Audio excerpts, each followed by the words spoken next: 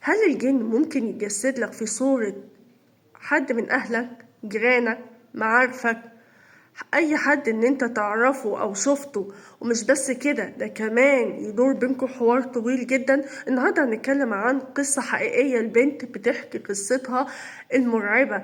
النهاردة هنحكي عن قصة خوفتني جدا، وبجد اللي قلبه جامد هو اللي هيكمل معانا الفيديو. النهاردة بتقول ضيفة حلقتنا بتقول إن هي كان عندهم زيارة في البيت، يعني أختها جاية تزورها ومعاها بنتها الصغيرة. بتقول إن هي وهم قاعدين القعدة كانت حلوة خلال اليوم، وقعدوا وهيصوا وضحكوا والدنيا بقت حلوة وبيس، راية ما جه الليل وكل واحد كده راح على أوضته ودخل ينام. وهم في عز نومهم ومستقنيصين قوي بقى والنوم واخد حده. البنت بتقول حست ان في حد بيصحيها، صحت كده من النوم لقت بنت اختها الصغيرة وبتطلب منها ان هي توديها للحمام.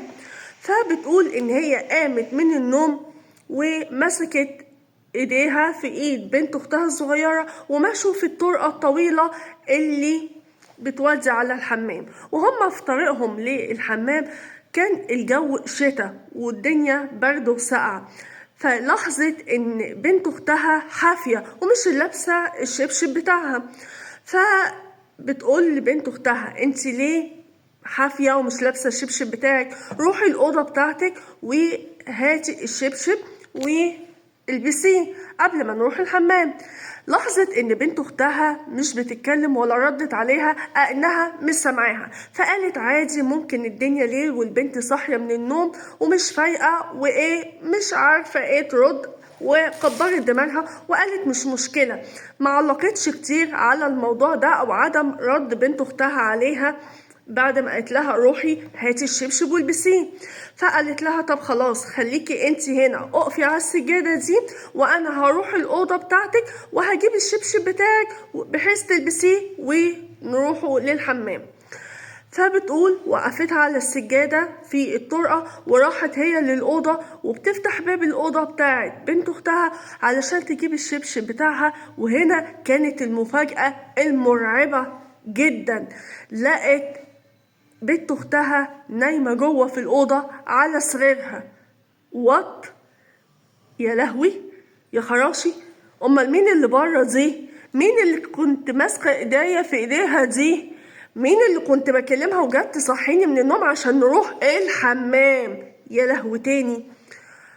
بتقول جات لها حالة من الرعب، ما قدرتش تتكلم. بتقول قفلت الباب ويمكن كمان ما قفلتوش من الصدمة وطلعت تجري على الطرقة مطرح ما حطت أو كان بتقول حطت بنت أختها موقفاها على السجادة في الطرقة، وبصت ما لقيتش بنت أختها اللي صحتها من النوم وبحيث تروح معاها للحمام، وكانت موقفاها في الطرقة. ما لقيتش أي حاجة، لقت الطرقة فاضية والدنيا ضلمة ومفيش أي حد واقف بره، وبنت أختها هي اللي نايمة على سريرها في الأوضة.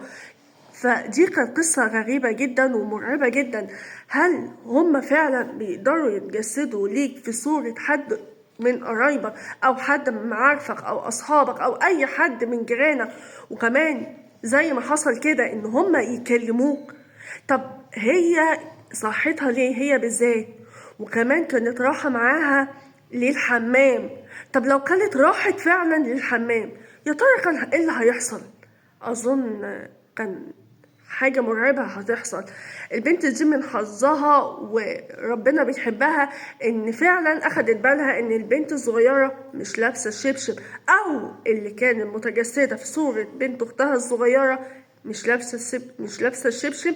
وحد تاني هتقول لها خلاص يلا نروح وخلاص شبشب من غير شبشب انا عايزه انام ونخلص. بس هو يعني حظها وربنا بيحبها في كتير قوي ان هو خلاها تروح للاوضه علشان تجيب الشبشب بتاع البنت الصغيره، واتفاجئت بالحقيقة المرعبة. حد فيكم حصل له قصة مشابهة للقصة دي؟ لو حصل لك قصة مشابهة ليها ياريت تكتب لي في التعليقات، لان انا اعرف برضو ناس حصلت لهم قصص مشابهة للقصص دي. وفعلا ناس قريبين جدا مني، وكان قصص مشابهة قوي ليها. اللي هيكذب ويقول لأ ده مجرد كلام، انتوا بتتخيلوا، انتوا بتكذبوا، ده فتشات، ده فشرات. لا فتشة ولا فشرة، دي حقيقة فعلا. قناتنا كل قصصها قصص حقيقية. تابعوني في الحلقة الجاية عن قصة حقيقية للي قلبه جامد 100. تابعوني.